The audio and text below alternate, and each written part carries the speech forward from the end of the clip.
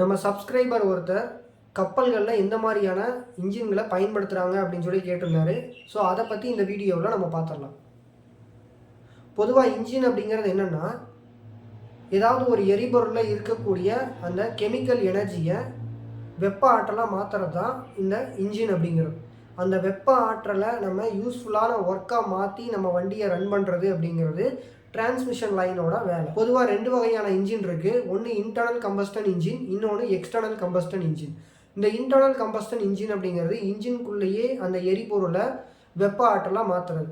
அதே external combustion engine அப்படிங்கிறது வெளியில் ஏதாவது ஒரு இடத்துல அந்த எரிபொருளோட கெமிக்கல் எனர்ஜியை வெப்ப ஆற்றலாக மாற்றிட்டு அதுக்கப்புறம் அந்த வெப்ப ஆற்றல் உள்ள இன்ஜின்குள்ளே வரும். ஸோ அது எக்ஸ்டர்னல் இன்ஜின் அப்படின்னு சொல்லலாம். இப்போ நார்மலாக பார்த்தீங்கன்னா 2 வீலர், கார் இதுலையெல்லாம் இருக்கக்கூடிய இன்ஜின் என்ன அப்படின்னு கேட்டிங்கன்னா இன்டர்னல் கம்பஸ்டன் இன்ஜின். சரி, இந்த எக்ஸ்டர்னல் கம்பஸ்டன் இன்ஜின் எங்கெல்லாம் பயன்படுத்துகிறாங்க அப்படின்னு கேட்டிங்கன்னா எலக்ட்ரிசிட்டி ஜெனரேட் பண்ணக்கூடிய அந்த இடங்கள்ல எல்லாம் இந்த எக்ஸ்டர்னல் கம்பஸ்டன் இன்ஜினை தான் பயன்படுத்துகிறாங்க. இப்போ உதாரணத்துக்கு பார்த்தீங்கன்னா ஸ்டீம் டர்பைன் எடுத்துக்கலாம்.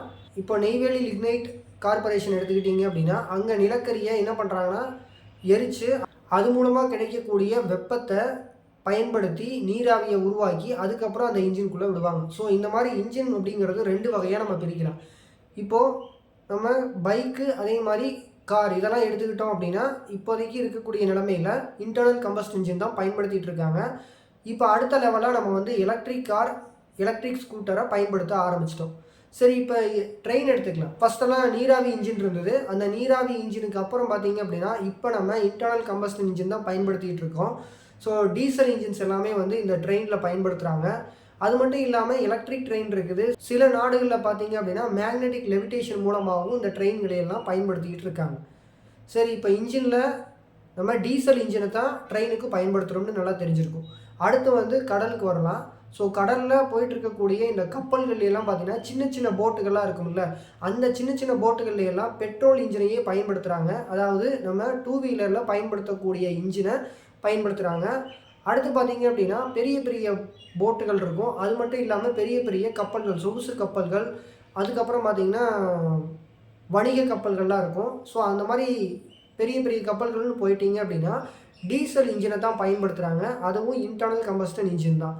சரி, இந்த டீசல் இன்ஜினில் டீசலை பயன்படுத்தி பவரை என்ன பண்ணுறாங்க அப்படின்னா ஜெனரேட் பண்ணிவிட்டு அதில் ப்ரொப்பல்லர்னு ஒன்று இருக்கும். அந்த ப்ரொப்பல்லருக்கு பவர் கொடுப்பாங்க.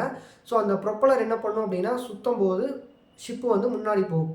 ஸோ இந்த ஷிப்பு மிதக்கிறதுக்கே முக்கியமான காரணம் என்ன அப்படின்னு பார்த்தீங்கன்னா அது மூழ்கக்கூடிய அந்த வாட்டரை என்ன பண்ணுவாங்க அப்படின்னு பார்த்தீங்கன்னா வெளியில் பல பம்புகள் மூலமாக என்ன பண்ணுவாங்க அப்படின்னா அந்த தண்ணியை வெளியில் நீக்கிடுவாங்க.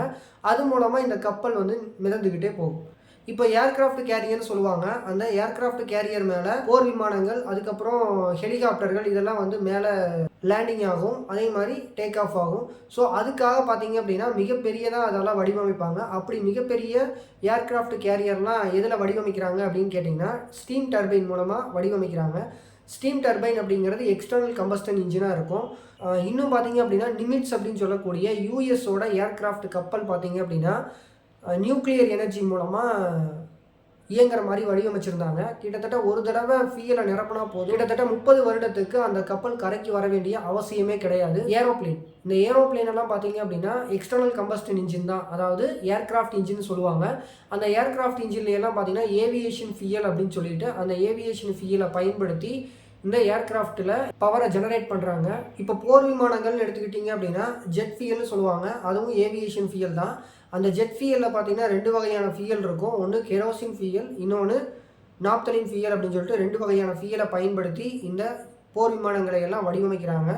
ஸோ இந்த மாதிரி தான் நம்ம அதிகப்படியான எனர்ஜி வேணும் அப்படின்னா நம்ம என்ன பண்ணிக்கலாம் அப்படின்னா எக்ஸ்டர்னல் கம்பஸ்டன் இன்ஜினை, அதாவது டர்பைன்களை பயன்படுத்தலாம். எனக்கு கம்மியான எனர்ஜி போதும் அப்படின்னா நம்ம கமர்ஷியலாக யூஸ் பண்ணக்கூடிய இந்த பஸ்ஸு, லாரி, அதுக்கப்புறம் காரு, 2 வீலர் இது எல்லாத்துக்குமே இன்டர்னல் கம்பஸ்டன் இன்ஜினை நம்ம பயன்படுத்தலாம். ஸோ இந்த வீடியோவில் என்னென்ன மாதிரியான வாகனங்களில் என்னென்ன இன்ஜின்ஸ் எல்லாம் பயன்படுத்துகிறாங்க அப்படிங்கிறத பற்றி தெரிஞ்சுருப்போம். அடுத்த வீடியோவில் பார்க்கலாம். பாய்.